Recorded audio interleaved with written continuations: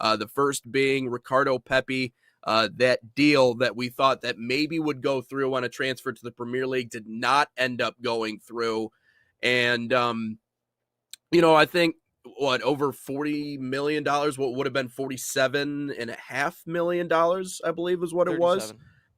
37. 37 million dollars did not end up going through.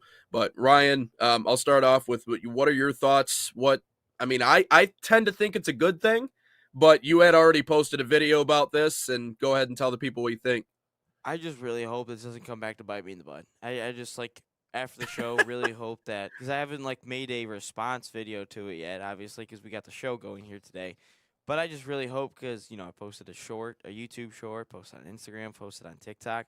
So again, hey, if you're not following us on any of that stuff, make sure you drop us a follow at Nat Soccer TV on Instagram, and then National Soccer Network on TikTok, and then we got a shout out, or we got some comments in the TikTok chat.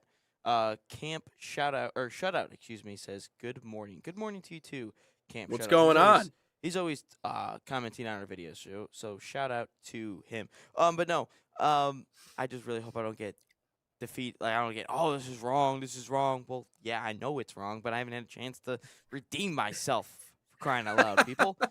But yeah, no, I would personally say my whole thing on the Ricardo Pepi saga, which I'll put this up real quick. I mean, yesterday was almost a done deal.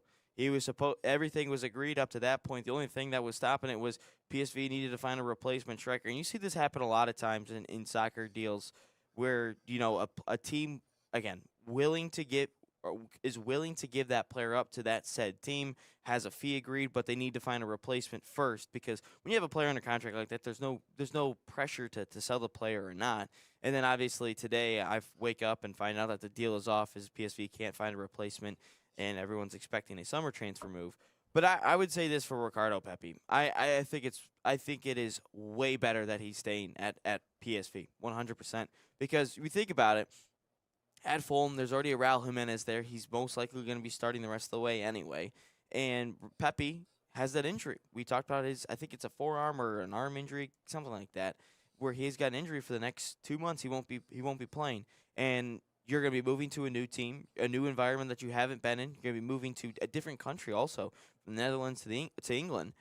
There's no reason to move, especially if you're injured, because you talked about this before the show of all he can focus now on is getting back healthy. And if he were to go to Fulham, he'd be hurt, and he'd be trying to figure out, all right, new surroundings. I have to get back from injury. How do I break into the team? The surrounding areas. How what's my routine of getting to places and all that fun stuff? So no, I think it's better that Ricardo Pepi.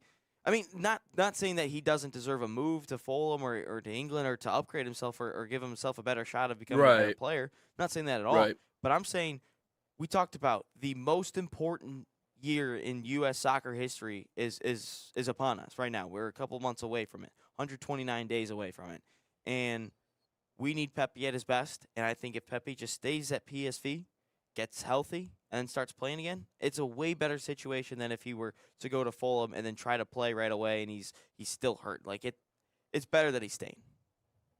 If anything, it shows that Ricardo Pepi still 100% has the potential and capacity to be a star in the Premier League, to be someone who plays significant minutes and makes a significant impact on a club. That's all that this shows me, that they have their eye on him, and that at some point this is going to happen for Ricardo Pepi. It probably stings for him right now that it's not happening at this moment. I mean, if I'm him, I'm excited for the opportunity. I'm ready to make the leap to the Premier League. So if I'm him, in a way, I realize the World Cup is coming up, but I'm sure I'm a little bit disappointed. But there is still room for Ricardo Pepi to break into the top-end league in the world. I mean, he has 11 goals in 22 matches with PSV. He's looked really good in the Dutch league. So if he comes back strong off of injury and he finishes off his time there, I think, if he comes back in time, I think that's something where you can just put an exclamation point on that, focus on the World Cup, and then if he wants to break into the Premier League, again, they already have their eyes on him. But we talked about, when it comes to bargaining power, the injury probably put a damper on that, I would imagine. And obviously finding a replacement this close, as you talked about, is a really hard thing to do.